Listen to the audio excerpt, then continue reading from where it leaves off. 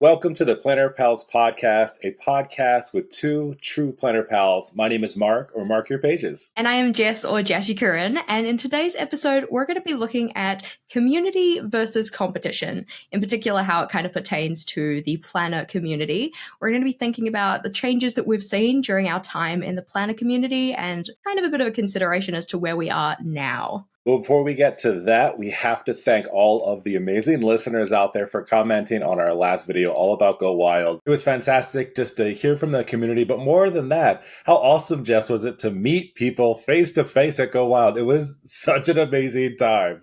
I know, it's always such a good time getting to meet people in real life. Like anytime somebody comes to my end of the world and says like, hey, I'm like in Wellington, do you want to meet up? I'm like, absolutely, yes, I want to meet you. So having a place where like everybody is there already and everybody's kind of, there for the same thing or whatnot. That was really exciting. It's always just like nice to be in the room where it happens as well. And having it be my first like full experience as well. We have a lot to talk about. So we've decided that we're going to push some of our other ideas back a little bit because we're like, well, we have to obviously talk about Go Wild next time. We'll have just a wrap up episode to really talk about just our full experiences. You shared so much helpful information. I do have to tell you that I was just, as I was editing that podcast and I was jotting down notes, I was like, okay, Mark, this is what it's going to be like. And while for the most part it was all there, it just, the way that it happens is so cool. And I can't wait to share more about just like, we talked about my prep to get ready for the crop, but just talking about that because that was next level fun. So excited to talk about that next time. So yay, looking forward to that episode.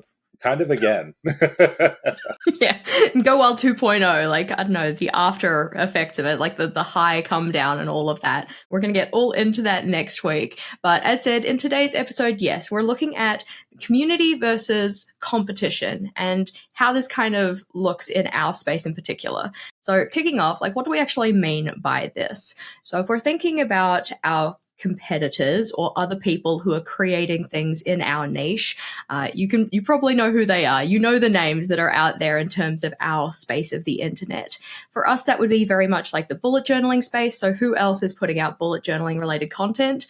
Obviously, there's the bullet journal brand. I don't even think of them as a competitor because like they're the reason that we're here, kind of, I think. And that kind of, having started this journey of doing bullet journaling and then sharing it online and stuff would not have happened without them. So I cannot even remotely think of them as a competitor, but trying to see the people who are doing the same kind of thing as you, not so much as somebody who you're kind of like fighting against for attention, but more so people that you can kind of build connections with in other ways. So that then everything feels a little bit more, I don't know, friendly, nice, approachable type deal. Definitely. It's something that I feel like as you start to grow on social media, especially when you're posting about your bullet journal and your planner, you can definitely see others as competition.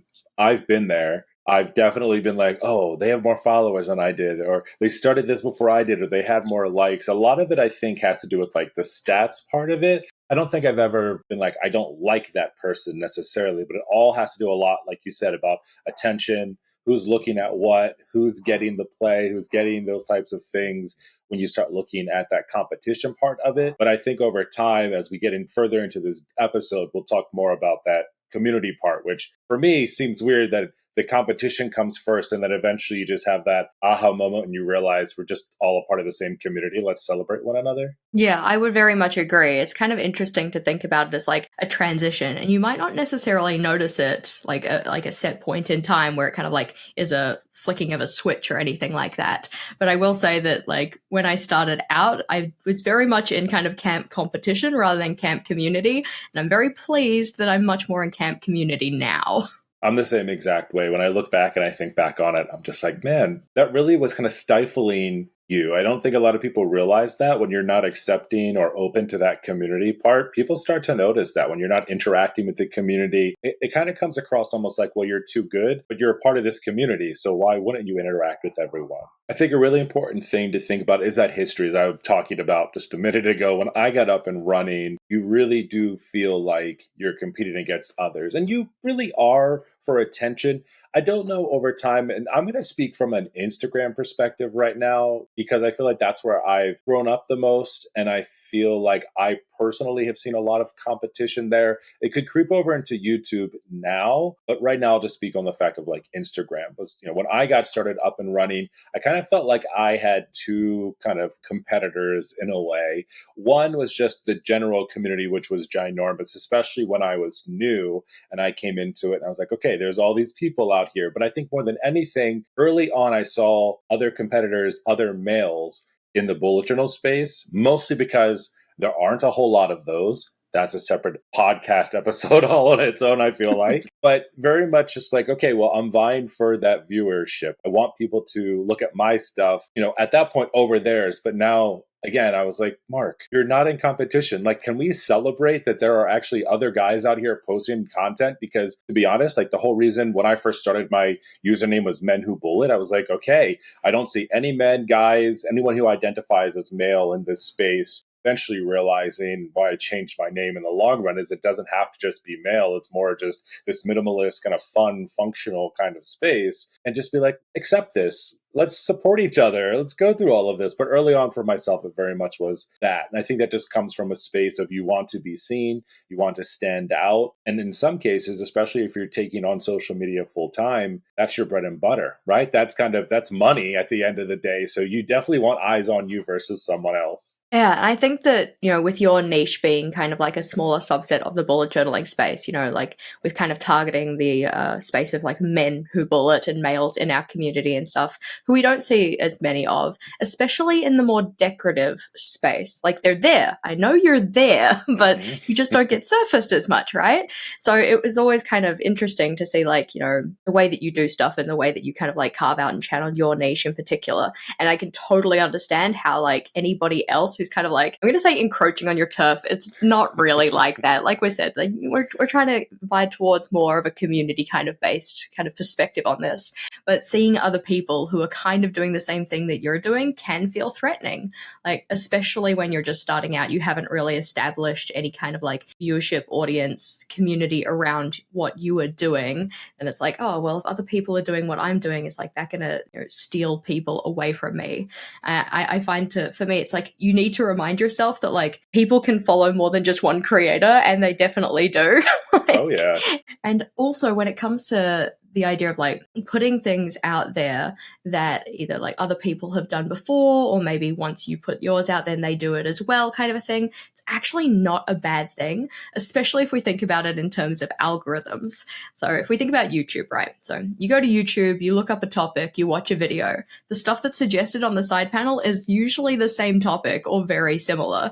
So it's like if I'm putting out a video that's like, let's say about, I don't know, health related layouts or something, and then there are 5 other creators that have put out things related to health related layouts, we're all going to like kind of grow together, feed off each other, because all of that stuff is going to get recommended alongside each other. So it's actually kind of a good thing in that sense if people are doing the same thing to an extent. So for yourself, Jess, where do you feel like, I guess when you first started, even as you've moved through, did you have a similar type of competition view early on for yourself? Not that you're not part of like a separate demographic, but right, we're being honest with our numbers here. The male demographic versus female, very, very skewed and very unbalanced. What was your take on the competition part? Did you feel any of that early on, or even as you've continued to grow? Oh, very much so. And I think it is very much tied to that kind of statistics and analytics, because as you're looking at your numbers, especially the public ones, like the ones that you can see at face value for yourself and for others, because that's really your only comparison point. You put out a picture, somebody else puts out a picture the same day around the same time, kind of a thing. It's like, oh, they've got like 500 more likes than me. Like, what did I do wrong? What are they doing that's so good? And it just gets into a really negative headspace of either like, self-beration, like, oh gosh, like I have failed on this Instagram picture or whatever, versus kind of targeting them being like, oh, well, how are you special? Like, why do people think that yours is so great but mine isn't? It's kind of needing to take a little step back from that and be like, wow, check yourself, Jess. Like, just because you don't have the same number of likes does not mean that like the worth isn't the same or something like that. Do you feel like you've seen that more on Instagram or YouTube, or a mix of both of those?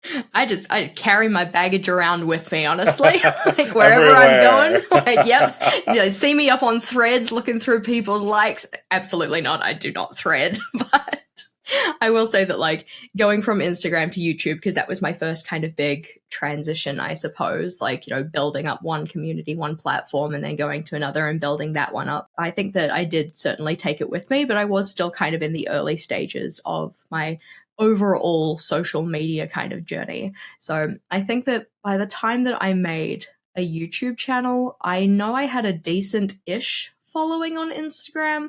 It would have been in the some thousands. I wouldn't be able to tell you a specific number, but it was still kind of like in the early days of my social media use. So I was still very much seeing other people as something to be wary of, like, oh gosh, you know, if I put out the same thing as them, like that's going to be a bad thing. Or if they do the same thing as me, that's a bad thing. It's not. It's not. I see a lot of that more on YouTube, I feel like, for myself now as I look at that, where I do a lot of that comparison and competition. It just feels like maybe it feels more competitive on YouTube than Instagram now for me, like at this moment, because YouTube is also tied to money, AdSense, and all of those types of things, especially when you have similar content. As for me, it has nothing to do with the content itself being repetitive. There's only so many ideas that people can have. But I do the same thing. When you mentioned that earlier, I was like, yeah, okay, what did they do different than I did? Why is their video getting more views than mine? And how can I like one up them in a way so next time people look at my video instead of theirs? And it is just a very negative kind of space to get into. I think it's healthy to be a little competitive. That kind of puts a little fire under you sometimes. But how can we use that creatively versus that competition negative force? Yeah, for sure. And I would agree, like tying that idea to like money to the content and how, like, you know, views matter in terms of the amount of revenue that you can get from your content on YouTube in particular. And views in particular are a hard one because not all views are created the same, yet I treat them the same and I shouldn't. Because obviously in your own analytics studio, in your own back end of YouTube, you know, you can see like the average view duration, like how long do people actually stick around and view the content. You can see like a really nice breakdown of like, you know, number of comments and stuff like this, like other interaction, how many people or, you know, rough percentage of people clicked the end card, like they made it to the end and they wanted to stay with you. You can see all that information, which those statistics can tell like a very different picture compared to just like the view count, where maybe somebody stuck around for 30 seconds on a video and decided it wasn't for them. So, you know, this is like almost a little revelation moment right now. I'm like, why do I pay so much attention to this? Because I do find myself comparing my views in particular to other creators. And I feel like I do it in a more healthy way now to an extent, but in the early days of YouTubing, it was certainly a not so healthy thing. So let's dig into that a little bit more, because now this has become a therapy session, it seems like, which is a very good one to have. So let's continue on that point. If you think about that comparison and that competition community earlier on in your start versus now, how has that changed for you? I think that my tendency to fall into comparison is lesser now, but when it hits, it is much more intense. I find that when I was first starting off, I would kind of compare myself to everyone, but it was usually kind of like a passing thought. So, you know, check out a bunch of different creators that we'd have on YouTube for bullet journaling in particular, because that's where we're at, and see what they're doing, see their numbers and stuff. But I wouldn't really let myself dwell on it because I was too busy in my hustle, like, too busy trying to build up my own stuff, too busy trying to get out my videos and all of that kind of thing. I feel like now, as I've maybe streamlined my process a bit, maybe I just have more time to ruminate or something. But I do find that I don't ruminate as often. When I do ruminate, when I do find somebody that I really, really start comparing myself to, then it gets really bad. So to the extent where like my solution literally has just been to cold turkey quit watching their content.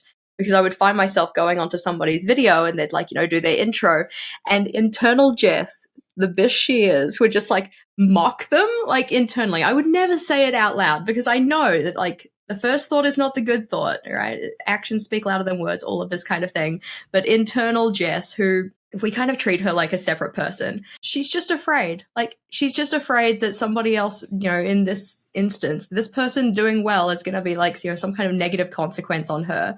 And rational Jess knows that that's not the case. Scared Jess, though, she doesn't know any better. Scared Jess needs to, like, you know, lash out and feel like she has some control over the situation. So she's going to be like, parroting back what the person says in her mocking tone. But that's not real Jess. That's scared Jess. That's a very interesting way to kind of look at it, because I'll be very specific with this one. Zero expectation for you to name names here, because I don't want anyone to feel this way, but I'll use this just as an example so that people maybe can get a good idea of like what this means, because I very much look up to this person. So Matt Regland has been on YouTube for a long time. He's done a lot of bullet journal content.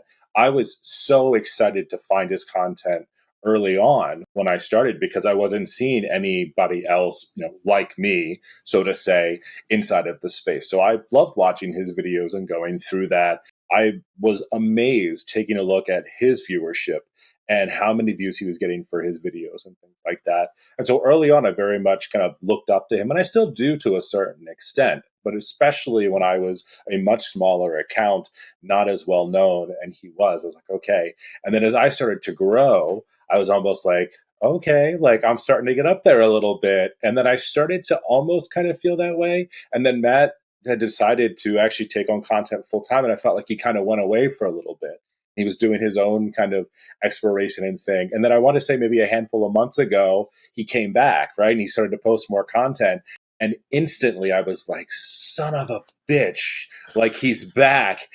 And then I stopped myself and I thought, actually, this is great. Like, this is awesome for him. This is awesome for other guys in this community to see that. But it was that split second. But it's exactly like what you just said. It was almost like, okay, Mark, you've been putting out content. There's other guys on YouTube that are doing this as well. But I really felt like a lot of people were, my account was growing. So obviously I knew that people were taking a look at my content. Now, was it because my stuff was getting better, or was it because I was kind of the only person they were kind of seeing out there? And again, for that split second, I felt that way. And then I think it is the maturity of myself in social media that was like, no, Mark, this isn't bad. This is actually really good for the community. And like, I've always been a fan of his regardless, right? But just again, that's just an example, because again, a lot of love for Matt. Just again, everything he's done and continues to do, I always think is fantastic. But just as an example of showing like, this is real, it happened. It's exactly like you said. It was almost, maybe I felt almost too comfortable with my process and flow. And then suddenly I was like, great, this amazing creator's back. Everyone loves his videos. Are they going to stop watching mine to watch that? And you just realize it just is a totally different purview on planning than I do. And for anyone who loves like a super minimalistic, very productivity like focus, he's your guy. And I'm your guy for like the fun and functional stuff. That's kind of how I look at it now, because I feel more comfortable in my space, whereas before I didn't feel like I had that. I think that's the thing, yeah. If you set yourself apart in some way, then your niche is instantly different. There isn't a competition for that, which is kind of nice.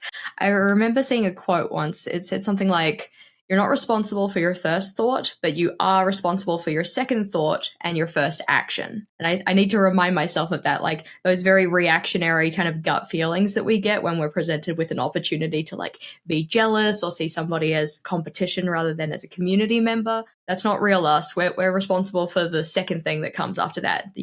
Maybe like the rationalization of like, no, actually, this is a good thing. It's a good thing for our community to have different perspectives. It's nice when we have people who are on the same page as well. So it's like if I'm putting out a piece of content about like, I don't know, ways to not burn out with your bullet journal, and somebody else makes the same kind of video with similar points, like it's just another opportunity for people to be reinforced with that idea. And that is a good thing. Need to see it more so like we're all kind of on the same page. We're all like trying to build the community up in the same way. And that's not a negative thing.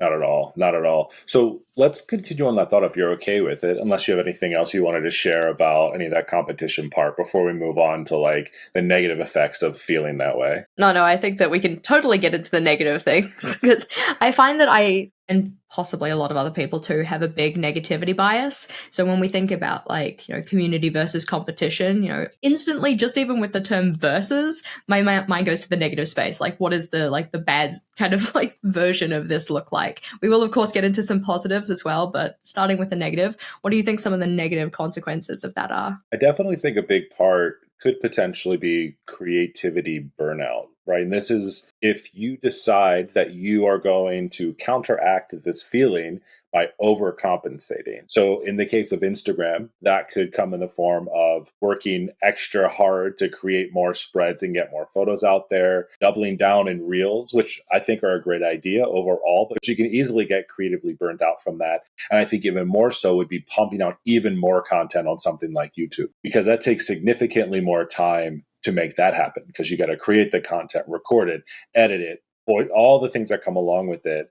And you and I both know this from creating content ourselves. A 15-minute video can sometimes take an hour, 2 hours, 3 hours, start to maybe more. Just you have a lot, you do a lot in your videos, so I have to give you a lot of respect. Mine typically, I think at max, maybe by the time start to done, are probably in the 2 to 3 hour mark, from like ideation, recording, editing, B-roll, all of that kind of stuff. So I feel like I can't imagine myself doing anything more than I already am, but that is how I feel like a lot of people could potentially burn out. What about for yourself? What other things do you think negatively affected you, or others perhaps? I think that burnout is probably a big one, even if it's not in the sense of like trying to increase your workload to like make your content better or put more out.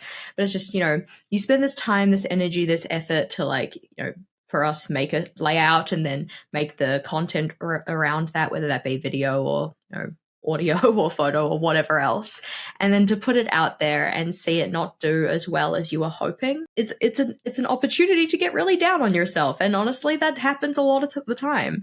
You put something out there, you expect it to be hopefully well received, fingers crossed, please universe, and then it gets like, I don't know, 2 likes and your mom comments on it or something. You're like, oh, thanks. I spent 6 hours on this for what? Kind of a thing. I feel that way a lot for a lot of like bullet journal setup videos. Like for myself, for instance, that is something that I definitely compare myself to others, because I watch a lot of those myself and I check them out and I'm like, oh my gosh, it's like a 45-minute video with a ton of likes. And then I go to create mine and they don't take as long. It's totally different. And then I used to get under 1,000 views on those types of YouTube videos. I actually stopped doing them because I was like, okay, Mark, that effort versus reward, that time kind of thing. I would spend all this time creating and editing and uploading that sometimes on a weekly basis and not get a whole lot of viewership. And it's not that it has to be a certain limit, but for me, like my number was always like 1,000 views for myself, because I always kind of trended a bit smaller on those. And then I did have that realization after a while of like, I'm just doing this almost, I'm competing with all these other people that are doing this. It's just not really worth my time. I like doing it. I'm doing it anyway on a weekly basis, but maybe I can utilize my time differently than, putting out those videos, constantly trying to compete with everybody else out there. Yeah, and I think that after a while, like if you really start chasing those views or chasing likes or anything like this, you really just kind of suck the joy out of the whole process. Like there's a reason that, you and I, and there's a reason that you may be listening, started creating content if you're creating content. Why? What was that? Like, get back to that kind of purpose about it. For me, it was really about, I have ideas and I want to share them with other people because I think they could be helpful. At the end of the day, if a post helps like one person, then technically speaking, that's like, check in the box, mission fulfilled. Like I have shared an idea, it was useful to somebody. I think it can be a little bit difficult, when it's that kind of a mission or an aim, in knowing whether or not, mission has actually been accomplished without those kind of like, viewership kind of statistics or comments saying to the fact. Not that I'm like, sitting there expecting every single person who got value out of one of my pieces of content to come back and tell me like, oh my God, Jess, this layout like changed my life or whatever. Because oftentimes they're not going to do that. They might just be a little bit helpful and that's still good. It's still okay, right? Like tiny wins are still wins. But if you're kind of, constantly chasing this idea of like, need to have more viewers, need to have more likes, need to have more comments or whatever else, it starts to be more about that than about the enjoyment and fulfillment of that kind of like initial kickoff of like why you started. Yeah, the validation is always nice, no doubt about it. As a creator, as a performer, so to say, of what we're doing, right? The validation is definitely nice. I definitely like what you just said, though, this idea of almost going back to why did you start doing this? Because I just remember very early on for myself, my why most certainly was to try to inspire others, especially other guys in the community, But now it's more just like any body that doesn't want to have overly decorative spreads, that wants a functional bullet journal while also sometimes having fun and geeking out about stationery. Like I remind myself about that all the time, because you do always feel like you're kind of trying to one up what's happening in the community, what's happening on reels, how are people approaching things. Just taking that moment just to really think about that is a really good reflection point, I think. And for anyone who's maybe feeling that way, overwhelmed, overrun by that comparison troll that comes at you sometimes, sitting back and saying, well, why did I even start this in the beginning? Because if it's for a very selfish reason and not for other pieces, you may find yourself maybe needing to take a break so that you don't go too far down that depressive, sucking the joy out of life and fun, because that's not what this is supposed to be about. No, we're getting kind of, into the weeds of the negative parts of competition in particular, but that's not to say that it isn't without its merits. I think that competition can be a good thing, in particular for just like striving to be better. And I find that, you see people putting out content that's kind of similar to yours, or maybe like something that you wanted to do in particular. That is such a big one. The number of ideas I have that take so long to execute on, and having some competition kind of just lights a fire under my butt to be like, Jess, you need to do this. Do you find that as well? Or? Oh, all the time, especially when I have an idea that's in the hopper or I have an outline and then I see someone put out a video on that. And in my brain, I'm almost like, damn it, Mark, like you should have just followed through on that faster, because you could have been the first one out with that. And then I'm always like, well, now I can't put it out in the next 2-3 weeks because then someone's going to think I'm copying them.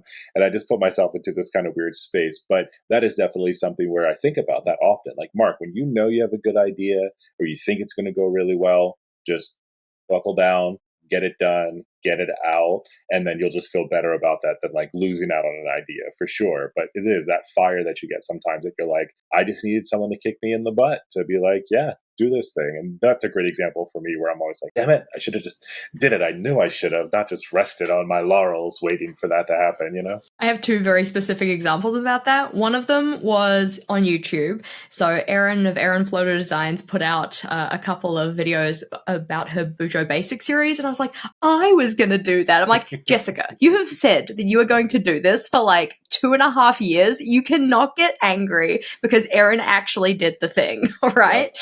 And I still did the thing. I still ended up doing it. Mine ended up being like a 40 video series where each of the videos were like 6 minutes or less. It was very kind of like little bite-sized pieces, and it was effectively ended up being like a Bujo course.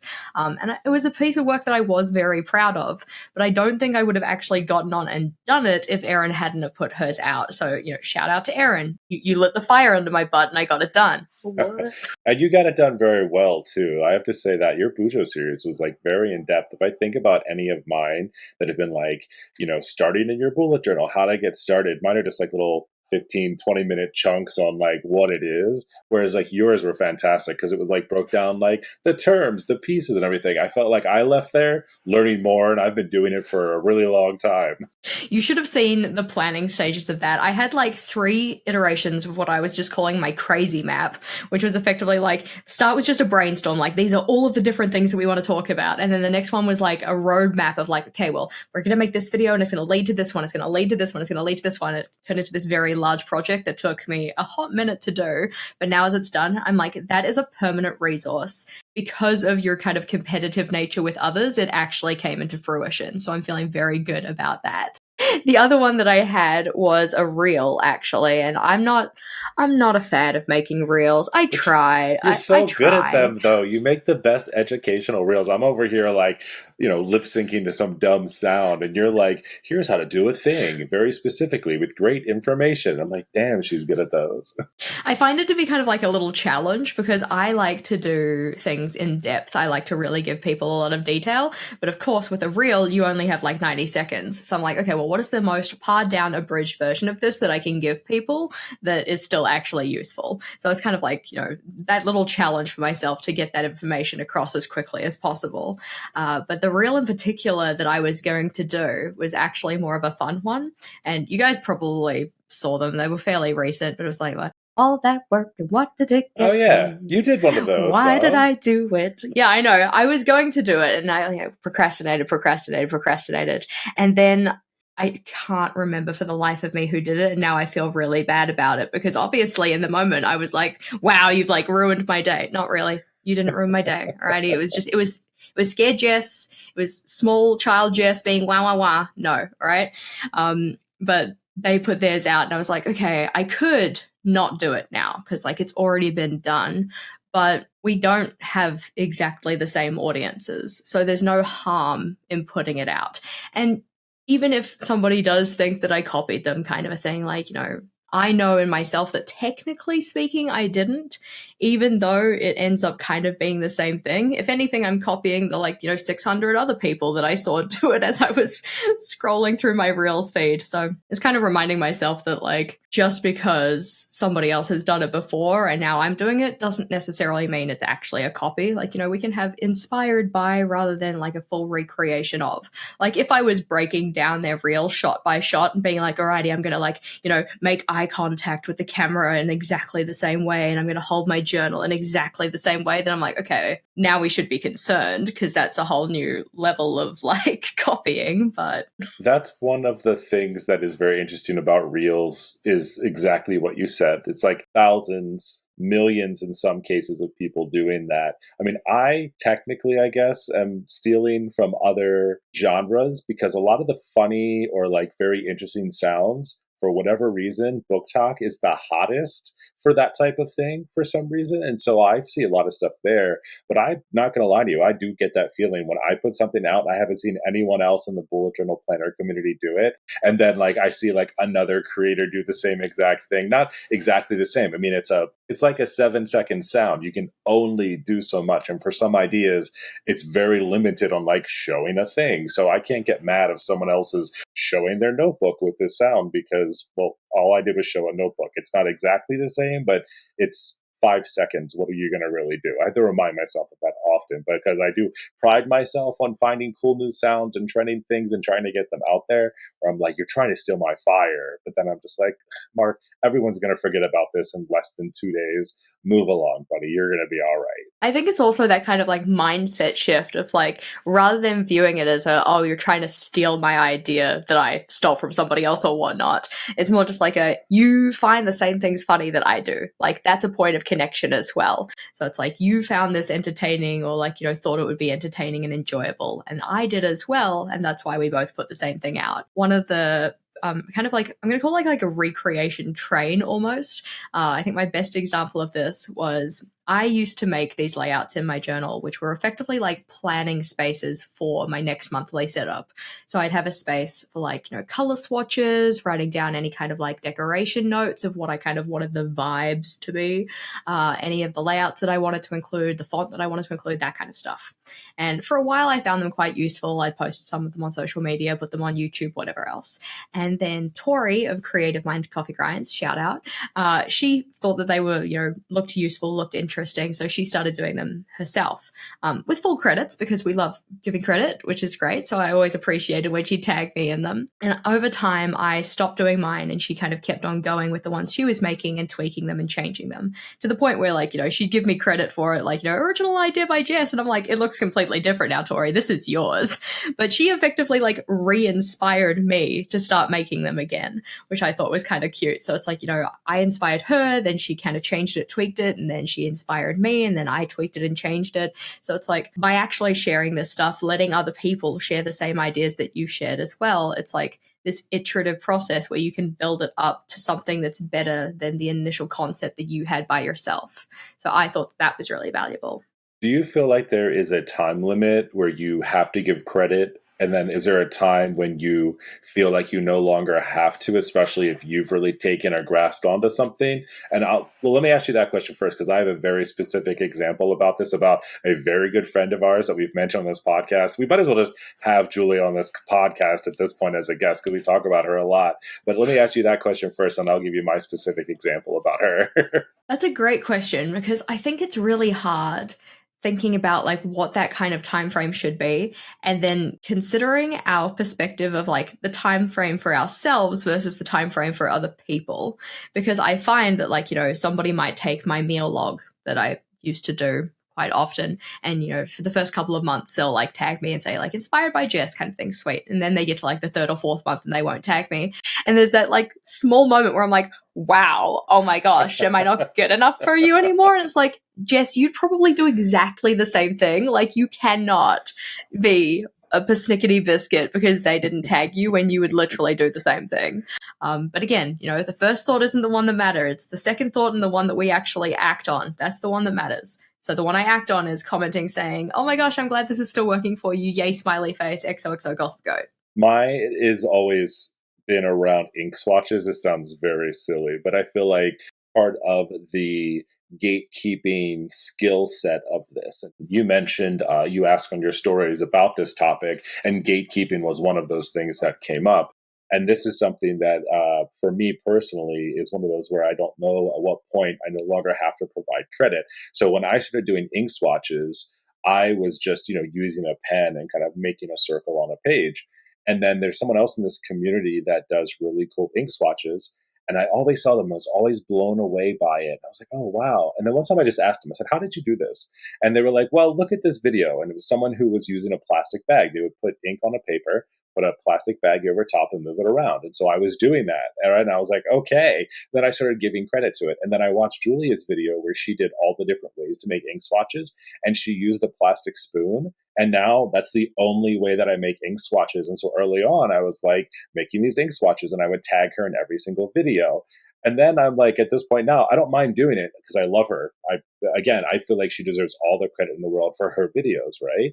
But I'm just like, do I always have to tag her on this? Or is there like a time in which it's just a technique that I learned from her that I'm just doing myself now? Not that I don't want to give her credit, make that very clear, but is it just a part of what I'm doing now of how I do it? So I don't know. I feel like, is that something you would ask somebody? I mean, it's a skill. I'm sure that even for her, she's not the first person to use a plastic spoon to do that. But yeah, I don't know. I don't know where I'm going with that one. But I guess my question is like, is there a time limit on that, or just always give credit because you want to give credit where it's due? Yeah, it's a tricky one because, I think that there is probably a sweet spot. I just don't know what it is. And it probably is different depending on like, I'm going to say like the level of the idea or like the size of the idea almost. So a layout that I know that I use quite a lot, or on and off quite a lot, is the productivity tracker, or I think it was called the productivity level board when it was originally shared by the Boosted Journal. I really loved what they did with it when they shared it. So I made a video about it, kind of expanding on that, saying like, this is the original, this is how I actually use it, this is some kind of ideas for it and stuff. But now a lot of people give me credit for it because they saw it from me. And I'm like, well, yes, I shared the idea to you, so it makes sense as to why you would give me credit, and you are technically using my version of it. But that version was inspired by the Boosted Journal's original version. So it kind of gets to this little kind of like gray area of like, well, where are we actually going to give credit? Are we going to give credit at the very initial idea? Because then I suppose everything should go back to the person who like invented paper or something. Like this is made possible because of that one guy who mashed up a tree, kind of a thing. So yeah, there is definitely some kind of a time frame. I'm just not too sure what it is. So let's continue down this idea, because I know that a really big part of the community competition part has to do with this recreation slash, I don't know what we're going to call it, stealing. It has a lot of these different pieces where you're like, well, what's the difference between inspiration, recreation, and then outright stealing it? Because I feel like that credit part is a part of it, but like we just talked about, how long do you give credit to something before it's just your own version of it? What are your thoughts on the idea of recreating spreads? Does it always have to be slightly tweaked, or what would you consider it if someone literally is copying word for word? We've talked about this before where someone did that with a piece of your work. Like, what is your general thought on that? I think that there's nothing technically wrong with a full-blown recreation. Like, I am not opposed to people taking my layout as they've seen it in my journal and fully recreating it. If you want to write down my to-do list for the day, go forth. I don't think it'll be very helpful for you. Can you just do those things for me while you're at it? Yeah, I'm like, could you please wash my windows? Oh my gosh. I'm like, I'm not getting up on a ladder. I don't like being more than like a foot off the ground at most. But I find that there is merit to recreation, especially if like, you're practicing artistic skills or, just getting a feel for whether a layout's actually going to work for you in the kind of like layout that you saw it in to start with. That makes sense as long as it's something that you think is actually going to work for you. Like if you're recreating something just because like, oh, that got 2,000 likes, maybe if I recreate it, I could get like a fraction of that as well. Like that there doesn't seem to be a lot of point in that. I think that is also a very biased mindset though, because I'm coming from a point of like, my journal should be useful. My journal should not just be performative. And if you're recreating something just for the sake of getting likes, it does feel performative. If you're going to recreate something though, at least at the minimum, the very first instance you share it, it should have a credit back to the person that you recreated it from. That's my personal take on that. And I feel like there might be a bit of strategy. I mean, at Go Wild, we got to meet Amanda Rachel, and I feel like a lot of her platform, especially with her videos and her monthly setups, she's sharing those not with the expectation, but understanding that a lot of people do recreate her things, but she is showing you exactly how it's done. So it's almost inviting a recreation to it. And I'm guessing that most of the time people will credit her on those things, but they may not always do that. So I think there's also maybe content that we may create that has the purpose of recreation versus if I'm doing something in my journal that's very personal for me, but then I choose to share it. I want to inspire other people, but sometimes it's like, well, if you can do exactly that and then not credit me because you saw it from me, there is like that line I feel like that we're on where it feels like someone is stealing something from you. They were inspired by you, but did it exactly as it was. I guess there's probably also certain levels of things. Take like the Eisenhower method, for instance. Like if someone uses the Eisenhower method, maybe they didn't know the name of it. They saw me create it in my journal and I maybe mentioned it, but they're like, oh, I saw Mark do this about prioritization. But it's like the Eisenhower method. It's not Mark's or Jess's creation. It's almost like at some point you don't have to give credit. I think it's also just to be able to name it. Like that's what it's called. Therefore, we use it. It just kind of moves into that spot sometimes where I feel like at what point is it your idea versus just someone else's idea? And does it really matter at the end of the day? I think that the biggest one that irks me, and this is going to show Jess's like, the little scared Jess, the little bitchy scared Jess, the one that irks the ever-loving crap out of me is the rolling weekly. I'm like, there's nothing rolling about it. It's just daily. So I can't, I think it probably comes from a part of like, I don't really understand. I think like every time I try and do it more of a deep dive into it to really understand what this is about, I get to the same conclusion of like, there's nothing rolling about this weekly. Like it's just tasks go from day to day. So I'm like, it's like a rolling daily more than it is a rolling weekly. Maybe I'm just like caught up on the terminology or whatnot. It might be because I was just researching the bullet journal. Someone mentioned to me on a YouTube comment, have you explored the bullet journal time ladder? I was like, I've never heard of the time ladder before. And I went and looked it up and I was like, it's the rolling weekly, it's the rolling daily. It looks almost exactly like that, but I've never heard the term time ladder before. But it's exactly what we always talk about. So it's like, well, okay, they're calling it the time ladder. It's a rolling weekly. Then who created it? Does it matter? Should we just say, hey, I saw this on the bullet journal website, or I saw it from here and just sharing that, or just create it yourself and be like, this is called the time ladder. No one cares where I learned about it from. Maybe I can inspire you with it now. I don't know. Because again, this shows obviously my ignorance towards it. The rolling weekly utilizes the Alistair method. Yes? Yeah, exactly. So that's what I'm saying to you. So is it the Alistair method? Is it a time ladder? Is it like wherever it is, there's just a lot of different methods out there that kind of done it. So I guess you have to go back and be like, okay, well, I mean, this blog post that I had up, because I've been reading about it this week, was posted in 2015 from bulletjournal.com. Where did they get it from? I think on theirs, they said that the time ladder was inspired by Bill Westerman of DIY Fish. I have no idea who that is. Should I be crediting him for this or bullet journal? I think that's where we get into the whole thing. So maybe we just collectively as a community say, this is where I learned about it from, or a lot of cases, and I know we talk about this with people who find things on Pinterest and then share them. Maybe we just should do a little bit more research to understand the basics of that before we go sharing information that we don't know about it. I think this is a really good topic to get into, and we obviously have a lot of thoughts on it. So I think that we're going to have to do like a full separate episode of just like, I don't know, recreation, inspiration, and straight up theft in the planner community, because I know that you guys will also have a lot of thoughts on it. So stay tuned for an episode on that. Yeah, that has this whole other part. So let's go ahead and switch gears to talking about moving from the competition into how do we build a community around this? Because for myself personally, in my life right now, my bullet journal social media maturity, I feel like the focus is on the community now, no longer necessarily competition. Again, I know who else is out there who is my competition, not in an unfriendly way. So how do I continue moving forward with this idea of building out community instead of thinking about the negativity? And I'm going to turn this to you, Jess, because I feel like you have such an amazing community.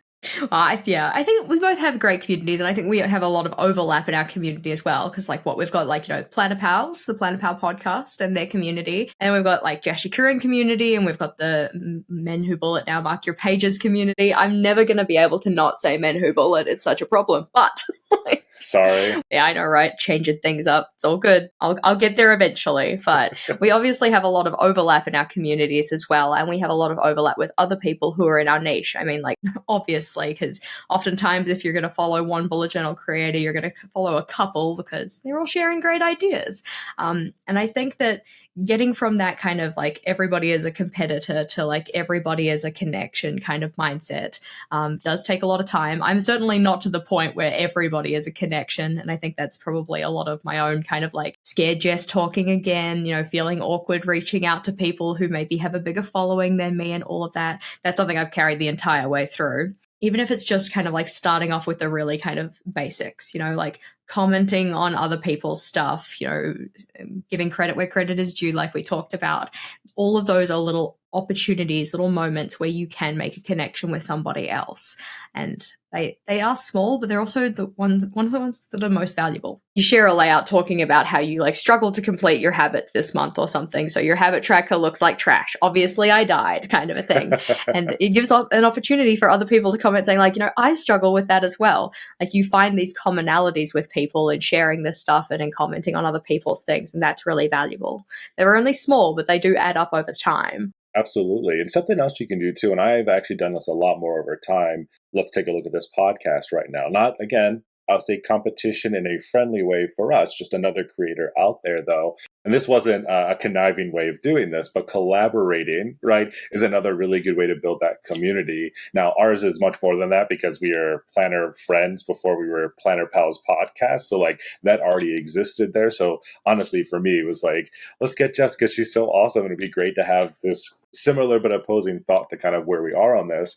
But same with content creation. I love doing this, especially on Reels and stuff like that, is collaborating with other people in that same space. Because again, if you're trying to grow, right, it's great to have more of that out there. It's, I have a lot of smaller creators that'll reach out to me and be like, hey, do you want to collab? I'm like, I love doing this stuff. Sure. I know what they're trying to get out of it. I don't think it's always a negative thing per se, but it's also just that might be someone new that I get exposed to their community and they're getting exposed to my community. And I think it's always done, hopefully, at least the people that I'm collaborating with in a very positive way, right? I don't see it as, oh, I'm just trying to grow and I'm reaching out to you. I think some of those times you can see that. I think we get the same messages sometimes with people that are like, can I pay you for you to post about my content? You're like, ew, no. Well, they're not even going to pay you. They're just like, hey, can I have a shout out with my 5 followers? And I'm like, I know you're trying to build a thing, but I'm like, let's maybe build up a bit of content before I'm going to shout you out. Oftentimes, if I'm going to do a shout out, it's just because I wanted to. It's not because somebody's paying me. It's not because somebody's asked me. It's because I came across your content. I loved what I saw. And I was like, more people need to know about this. Yep. So, any kind of those shout outs on Instagram stories or in a YouTube video or whatever else, that's usually what it is. I love your point about collaborating with others though, because hands down, my favorite video from this year was the one where I got a bunch of different bullet journal creators and we all collaborated to make a piece of content. That one was awesome. It was a standout. And I remember going into it being like, oh my God, what if they think I'm skeevy? What if they just don't want to work with me because they're just ew, you're gross. Again, scared Jess, speaking from this place of fear. It's shut the heck up, right? You're shutting yourself up from the opportunity to make connections with others. Let's just put ourselves out there and, just ask them, do you want to? No expectations on that. So it was really great that people wanted to get involved. Also really does show that same type of like general maturity, that mental maturity. Like you said, back in the day, it was very much, oh, they're my competition. I hate watching their content, or I'm not watching their content at all because it's what it is. I think that video is a really great example because a number of those people in that video I see on YouTube all the time. And I do the same thing though. I'm like watching this, I'm like, why? They have like 80,000 views on this. I've done a similar thing. And it's just, it's that constant battle in your brain where you like somebody would say, I'm not going to reach out to that person. Like they're my competitor. Like I'm trying to beat them. Why would I do something with them? But instead to turn that around and say, hey, I'm reaching out to you. First of all, maybe we've never interacted before, right? You start to build that. I feel weird saying this, but I guess like before I knew you, right? Like I knew Jashi Curran, not you, Jess. So it was one of those things where I was like, she's got all of these followers and these amazing videos. Like I want kind of that thing. But when you reach out to someone and you get to know them and you realize there's so much more than just what you're seeing on video or in photos or online, you have this opportunity for really cool friendship. I think we'll use ourselves as that example in this, right? Like there's so much more that can come out of that if you just change your way of thinking instead of it being like I don't want to interact with them or see their stuff or whatever else. Maybe there's an opportunity to collaborate with them, or maybe there's just a general, hey, how you doing? Like I've talked with Matt as a good example a few times, nothing very deep or anything like that, but early on, especially when I was growing, and he gave me some advice and I was very open to the things he was sharing. What's to say that there's not other things you have in common? Like he's a dad as well. So am I. He has a whole entire like dad forum now that he's building a lot of content around too. And like, again, if I would have been like, oh, I'm not looking at any of his content because he's my competition, I would never found out about these other great communities that exist out there. So I think for anyone that maybe in that mindset, realize there's a lot more opportunity if you look at it in a positive light than if you look at it as a negative kind of fight versus a love.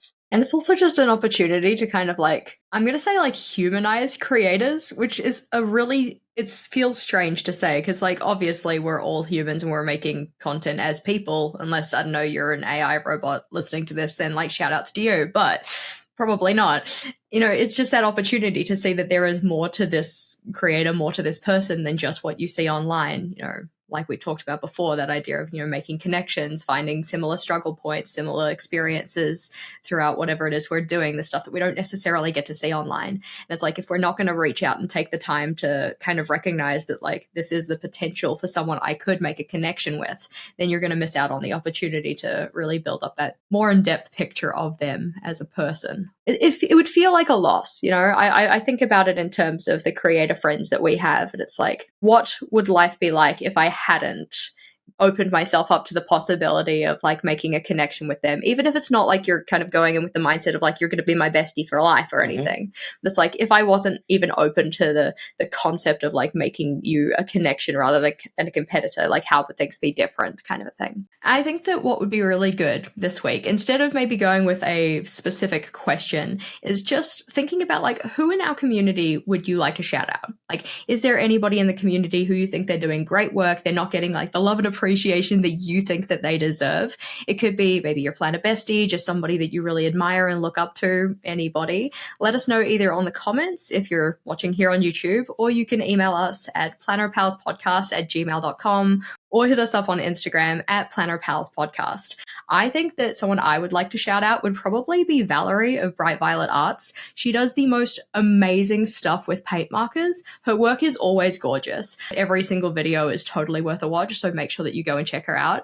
Mark, who would you shout out? So the person I want to shout out is the person that I mentioned before that had the amazing swatches that I was doing that. And that's Leska Wrights. Just absolutely amazing fountain pen content. Like if you just appreciate the look of fountain pens, if you appreciate the look of inks, that is the account that you want. That's the person who turned me on to the really cool ink swatches before I started using the plastic spoon. It's art is what it is. So big shout out to Lexa Wrights, just because they're amazing and you should check out their stuff because it's beautiful. And both of those are linked in the description / show notes. So do make sure to check them out and let us know who you think deserves a shout out. In our next episode, we're going to be chatting more about Go Wild, doing a bit of a digest after the fact, because we certainly have thoughts. We're going to talk about the highlights, the things that were really exciting, the things that we were initially excited about and maybe weren't as exciting when we actually got to experience them. So I'm excited to get into that conversation with you, Mark. Same, Jess. I can't wait. And again, it was so awesome meeting face to face. And I hope you enjoyed the little present that I got you, that I said I was going to get you as well.